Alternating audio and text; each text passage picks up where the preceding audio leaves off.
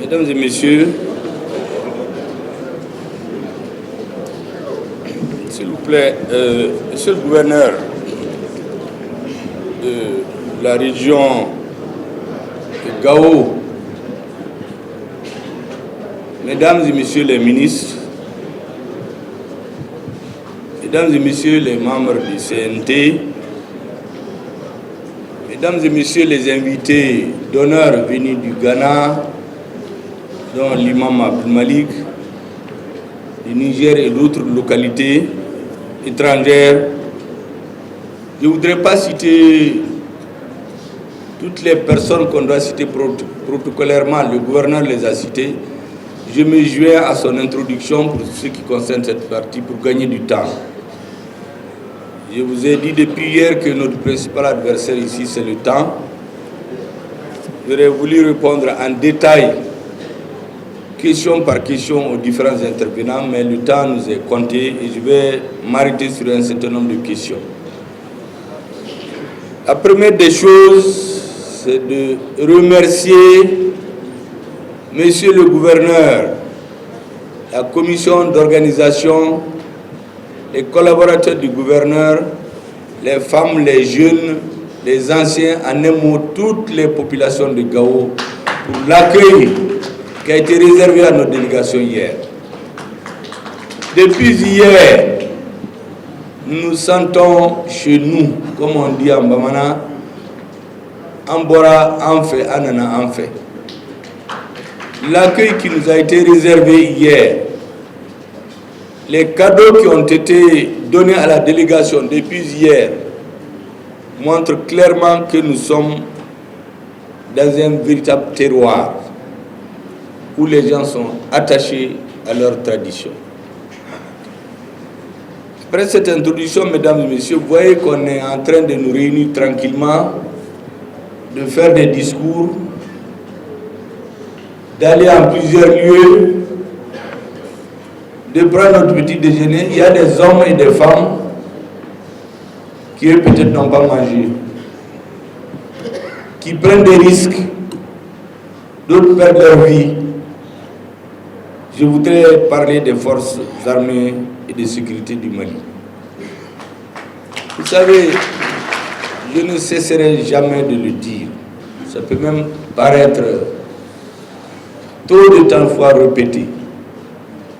Et les enseignants disent que la répétition est pédagogique.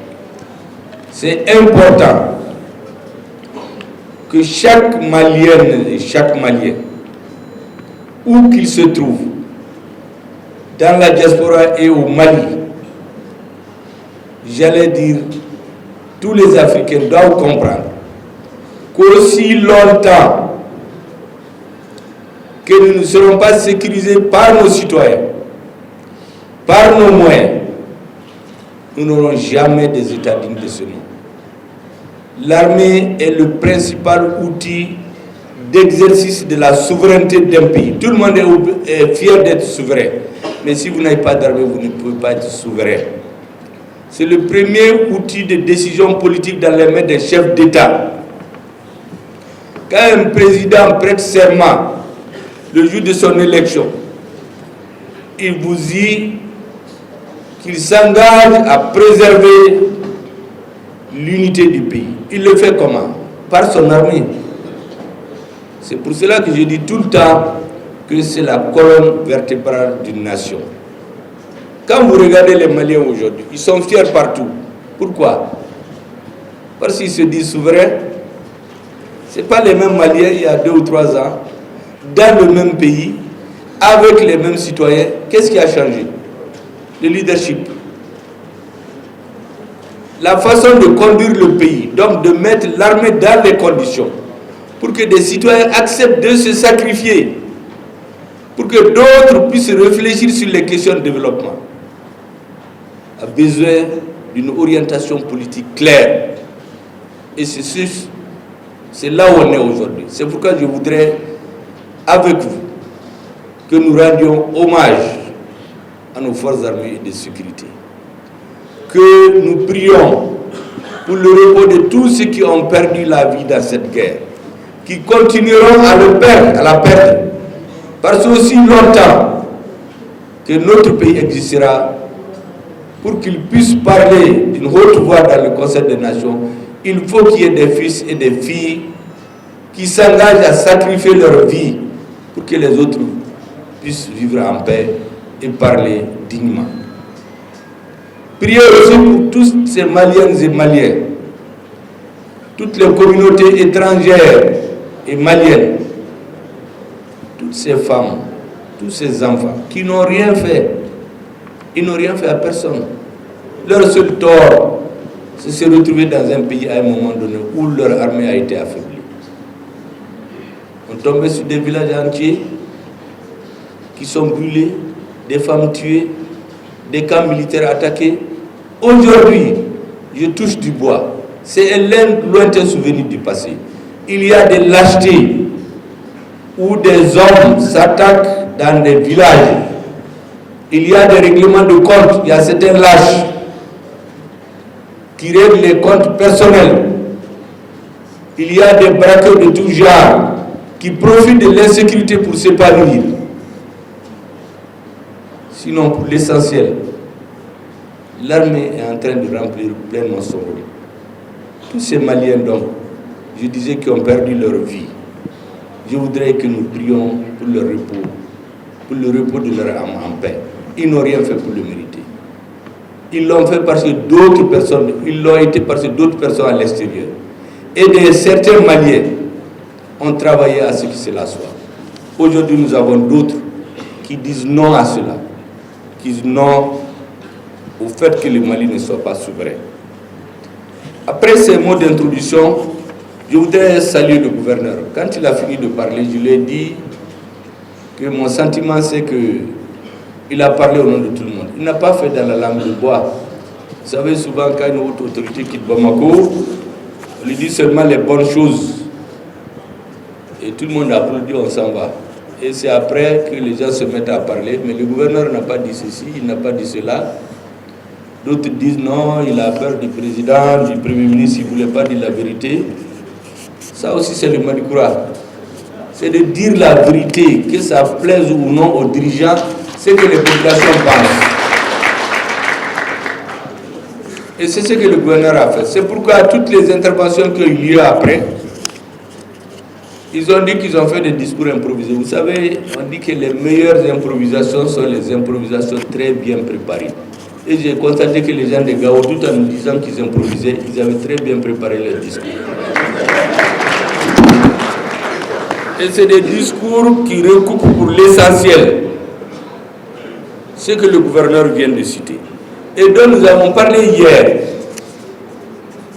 devant la population. Quand vous prenez Gao, ils vous disent tout de suite la route Sévaré-Gao, les rizières, les écoles. C'est pour cela que dans cette délégation, vous avez les ministres n'ont pas été choisis par hasard. Les ministres des routes, une des braves femmes dans notre gouvernement, je les appelle les Amazones du gouvernement. Hier, le maître de cérémonie a dit qu'elle est souvent en jaquette et en jean sur les chantiers. Elle est venue pour le faire à Gao aussi avec ses techniciens. Pour vous dire qu'est-ce que le président de la transition a dans l'idée pour la région de Gao. Certains ont dit ici que ça ne soit pas des mots. Effectivement, nous ferons tout, je dis bien tout ce qui dépend de nous, pour que d'ici la fin de la transition, certaines actions concrètes soient posées et que la population les voie. Pour que ça ne soit pas des paroles en l'air. Elle aura le temps de vous parler de ce qui est en prévision pour les infrastructures routières. Pour l'énergie et l'eau, le ministre a été envoyé en mission spéciale. Il a des conseillers ici. Mais ce que je voudrais dire à mes frères et sœurs de Gao, vous savez, le Mali est un pays très vaste. Il y a des pays qui ne font même pas quelques centaines de milliers de kilomètres carrés. Nous avons 1,240 000. Une bonne partie de la population vit dans les mêmes conditions que vous. Vous savez, il y a beaucoup qui avaient souhaité que nous venions à Gao il y a longtemps. Je leur avais dit ceci. Hier, vous avez votre fils qui a été envoyé à Bamako, mais aujourd'hui, c'est le Premier ministre du Mali. Tout ce qu'il fait pour vous, il doit le faire pour les gens de Caille, de Sikasso. On n'est plus Premier ministre pour son terroir. on est Premier ministre de la République du Mali. Il faut travailler en sorte que tous les Maliens puissent se dire ce que je veux, ils n'ont pas fait, mais ils ont fait ce qu'ils peuvent. Que la même façon dont les gens de Gao pourraient être contents du Premier ministre, du gouvernement, du président, du Conseil national de transition, du président du Conseil national de transition, que dans toutes les régions, les citoyens puissent parler de la même façon. Dire que ces hommes et ces femmes, ils ont travaillé pour nous, le Mali. Et donc, les questions comme la création de l'université dont on parlera bientôt, quand on sera sur les lieux, les écoles fermées, c'est des questions que le gouvernement examine tous les jours. Quand j'ai noté 127 écoles fermées sur 850. Dans la région de Mopti, il y en a plus. Ce n'est pas pour vous dire que c'est peu. Même une école fermée, c'est un drame. Plusieurs écoles fermées, comme le dit un grand pasteur, c'est déjà de la statistique. Dans les statistiques, toutes les régions marquées par l'insécurité peuvent rivaliser.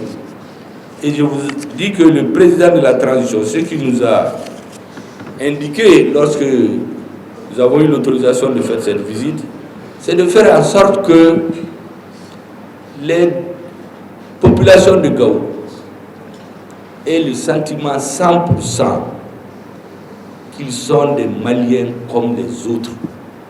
Ils ne sont pas plus, mais ne sont pas moins que les autres Maliens. N'importe quel coin de la République du Mali où nous partons, qu'ils puissent dire c'est notre gouvernement qui nous parle. C'est bien, les gens sont très contents que ce soit un d'entre eux. Mais ils travaillent, comme je l'ai dit tantôt, tous les Maliens. Je voudrais au passage saluer tous les cadres de la région de Gao. Souvent on n'est pas du même bord politique, mais la politique passe, le pays reste. Ils sont tous venus. L'autre jour je disais, on veut affréter un avion. Finalement, on a pris 2 avions. On s'est rendu compte que ça ne suffit pas parce que tout Bamako, tout Gao à Bamako voulait venir ici. Je voudrais les saluer et les féliciter. À un moment donné, je m'étais même emporté en disant à mon conseiller, mais pourquoi tout Bamako veut aller à Gao? Il m'a dit simplement, ils veulent aller chez eux. Parce qu'ils ne veulent pas que cette fête se fasse sans eux. Ils veulent être là et par leur présence, que leur communauté sache que leur fête aussi. Je voudrais donc saluer tous les ressortissants de Gao, de tous les départements, qui sont venus se joindre à leurs frères et sœurs d'ici pour que cette fête-là soit vraiment la fête de tout le monde. Pour ce qui est de toutes les revendications, vous voyez, je note moi-même comme un conseiller technique, mais je crois que mes conseillers aussi notent. Toutes ces questions feront l'objet d'une synthèse générale qui va être soumise à qui de droit. Et je vous assure, tout ce qu'on ne fera pas, ces personnes ne peuvent pas le faire. Pourquoi? Je l'ai dit tantôt, notre priorité, c'est d'avoir un État. Élection, politique, agriculture, religion, tout cela n'a de sens que lorsqu'un pays est sécurisé. Lorsque notre président peut parler haut et fort, ou s'il ne veut pas, il ne parle pas, il laisse d'autres parler. Mais qu'on sache que ça, c'est le Mali qui est là. Donc c'est ça notre priorité. J'ai donné un indicateur à Bamako l'autre jour, qu'en 2021, nous avons économisé 100 milliards sur les dépenses de l'État. Les voyages, les carburants, les ceci, les cela. Et comment on a réparti ça? Au début, sans hésiter, on a affecté 50 milliards à l'armée. Quand on a réfléchi, on a dit ajoutons 20 milliards encore. 70 milliards ont été affectés à l'armée. Parce que nous nous disons que notre tâche principale, c'est que les Maliens aient un pays. Après nous, ou avec ceux qui vont rester, ils construiront, il y aura tous les débats après. Mais si vous n'avez pas de pays, il n'y a rien du tout. Il y a quelques années, on ne pouvait pas tenir cette réunion ici. Parce que les 90% de ceux qui sont là, ils étaient à Bamako. Pour diverses raisons. Et aujourd'hui, on est là tranquillement. Nous voulons d'abord un État. Et je vous dis, c'est à cela que le président est dédié. Il y a beaucoup qui m'ont dit, mais pourquoi le président ne parle pas? Et je lui ai dit, quand un militaire parle trop, ce n'est pas un militaire. Lui, il a décidé d'agir. les militaires ne peuvent pas aller sans le politique. C'est notre rôle et les membres du gouvernement d'expliquer la politique du gouvernement de Assimi Goïta, du CNT à la population. Lui, son rôle, c'est de donner les orientations. Et quand c'est nécessaire, il intervient. Il a intervenu 2 fois en début d'année, je lui ai dit, mais vous êtes devenu un grand homme politique. Il dit non, lui, son rôle, c'est d'orienter et d'agir. Maintenant, nous vous expliquons de quoi on s'occupe à Bamako, pour que vous ayez le sentiment qu'effectivement l'équipe qui est là est dédiée à votre cause.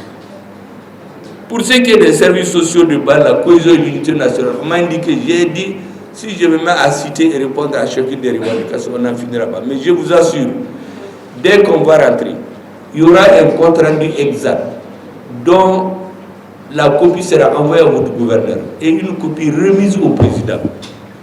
Je sais qu'il fera tout ce qu'il peut. Le gouvernement fera tout. Toutes les lois qui ont tendance à encourager les populations seront envoyées au CNT. Je suis sûr qu'après un débat parlementaire digne de ce nom, ces lois seront adoptées. Donc rien de ce que vous avez dit ici ne sera oublié. Soyez-en sûrs. Je ne dis pas que tout aura satisfaction, mais rien ne sera oublié.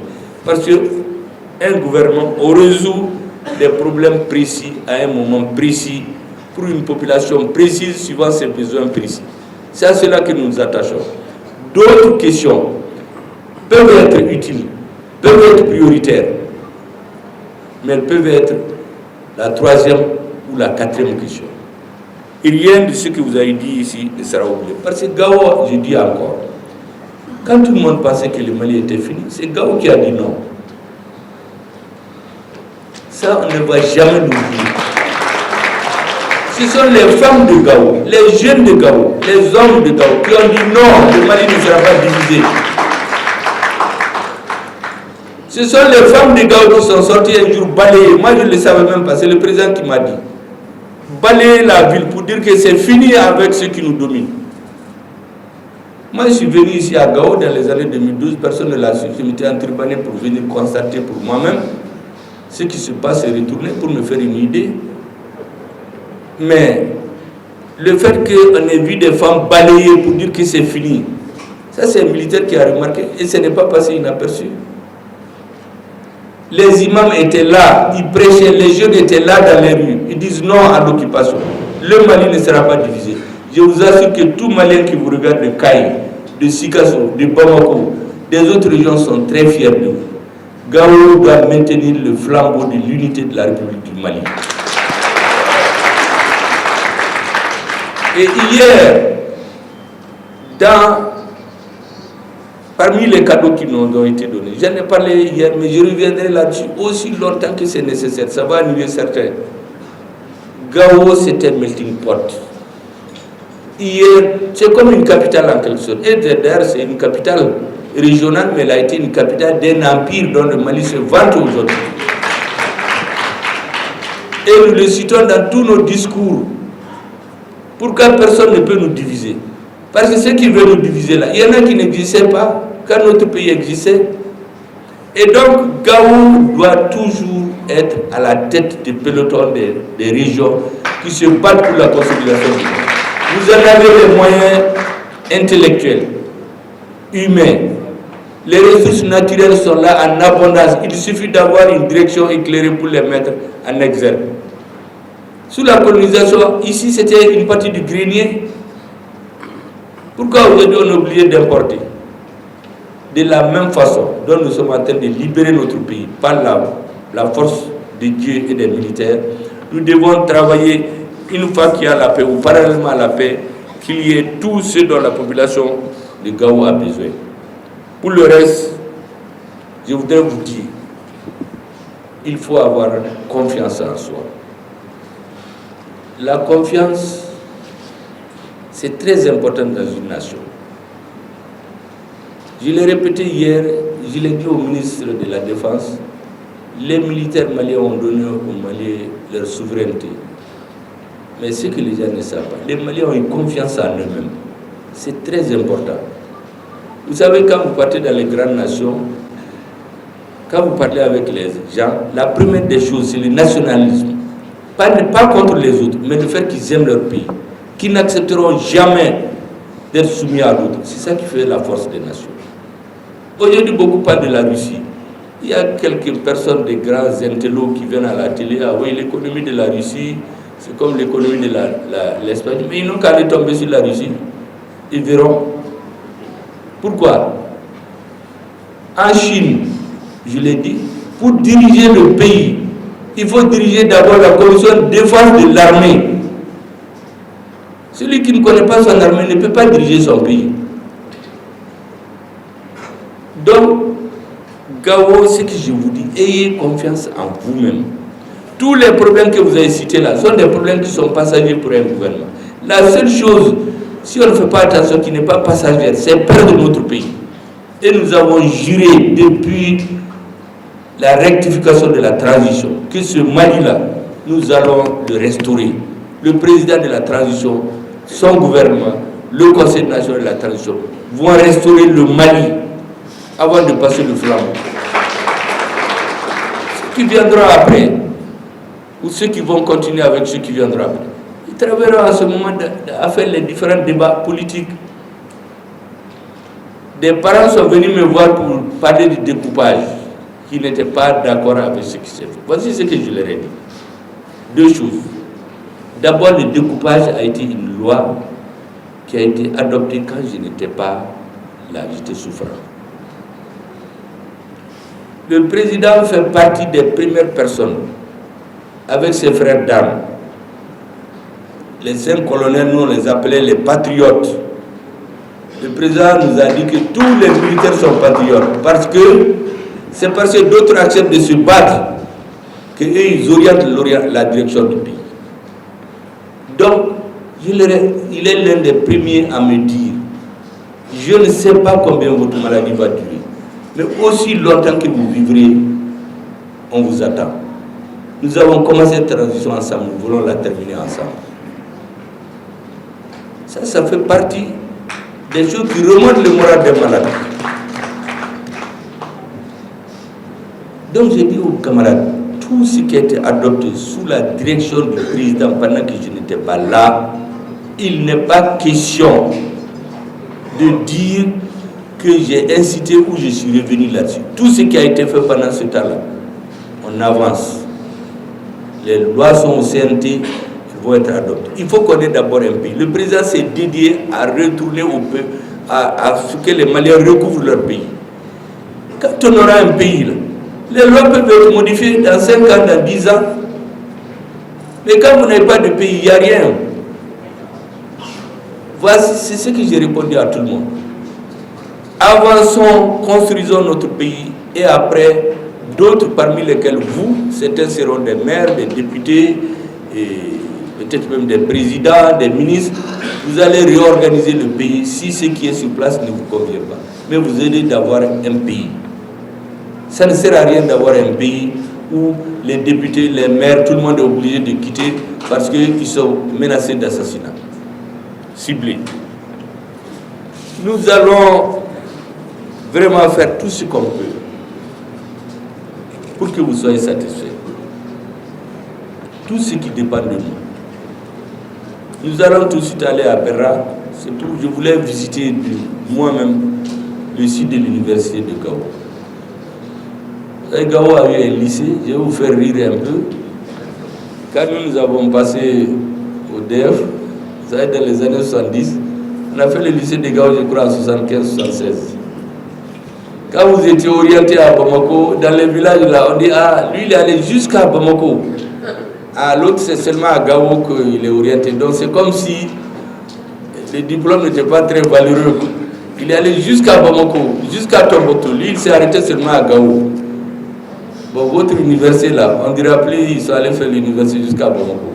Nous voulons faire en sorte que l'université soit effectivement l'université de Gao. Et le lycée de Gao produit beaucoup de cadres de très haut niveau dans notre administration aujourd'hui, dans notre pays. Nous voulons que l'université soit la même. C'est pourquoi quand on m'a dit 500 hectares, j'ai dit mais ils peuvent aller jusqu'à 1000 parce qu'on veut qu'il y ait des champs expérimentaux. Tout ce qu'on vit dans la vie courante, qu'on l'expérimente à l'université avant d'aller. Ça ne sert à rien d'avoir des diplômes et sortir et ne pas expérimenter des choses et vous avez la terre. Ce que je voulais vous dire en terminant, faites beaucoup de bénédictions pour ce gouvernement. soutenez notre armée. Ayez confiance en vous-même. Que personne ne peut venir faire votre bonheur à notre place.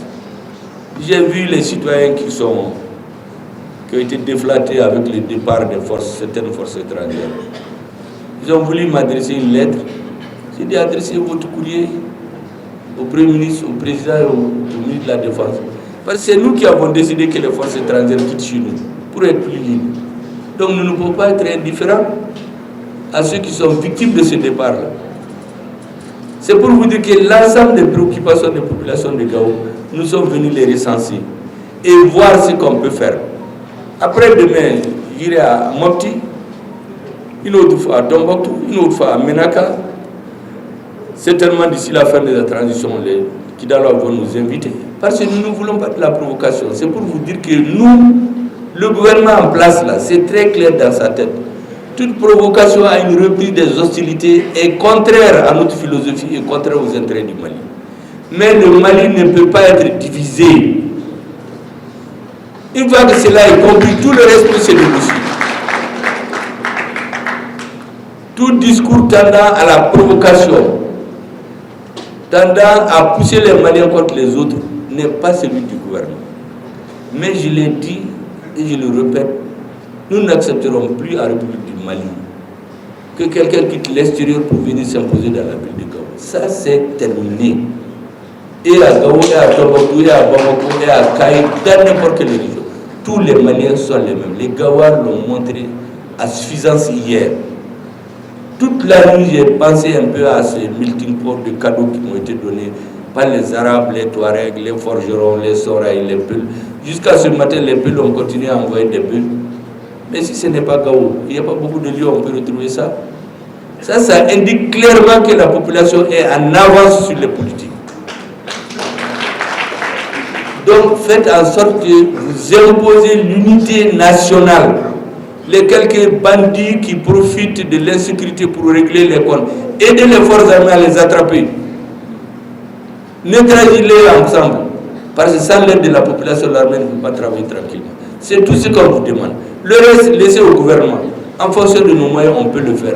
Je termine par dire qu'il y a 4 ans,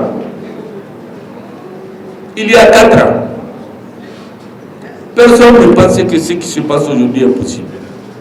Aujourd'hui, il n'y a pas un coin du territoire national, je dis bien, pour ceux qui vivent sur l'air, il n'y a pas un coin que le Mali ne voit pas.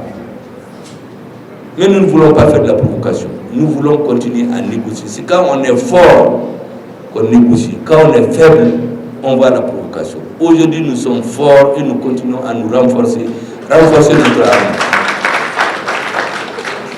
Ne tombez pas dans la provocation. Que personne ne pousse à des conflits ethniques. Il n'y en a pas au Mali. Il n'y en a pas à Gao. Mais dites fermement que personne ne va s'imposer à notre peuple encore. Ça, c'est fini.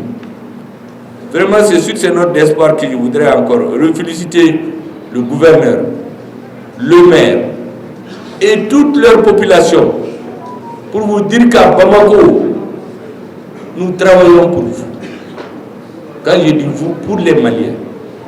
Pour vous dire de nous guider, de nous aider en donnant comme ce qui vient d'être dit tout de suite qu'on a recensé, pour savoir sur quoi nous devons axer nos efforts. Parce qu'on peut être dans des bureaux à Gao, à Bamako, et décider. Pourquoi j'ai envoyé une équipe ici? Nous, on a fait notre programme qui était sur les réseaux, mais je leur ai dit, on ne va pas dire à la Banque mondiale de ne pas venir nous imposer à Bamako quelque chose, et puis nous, on quitte Bamako pour venir s'imposer dans les régions. Vous prenez ce programme, vous partez voir le gouverneur, c'est provisoire. Tant que le gouverneur ne va pas l'adopter définitivement, il est provisoire. Il a adopté le programme final hier soir et on va s'en tenir à ça jusqu'à demain, Inch'Allah. Merci beaucoup, la séance est levée.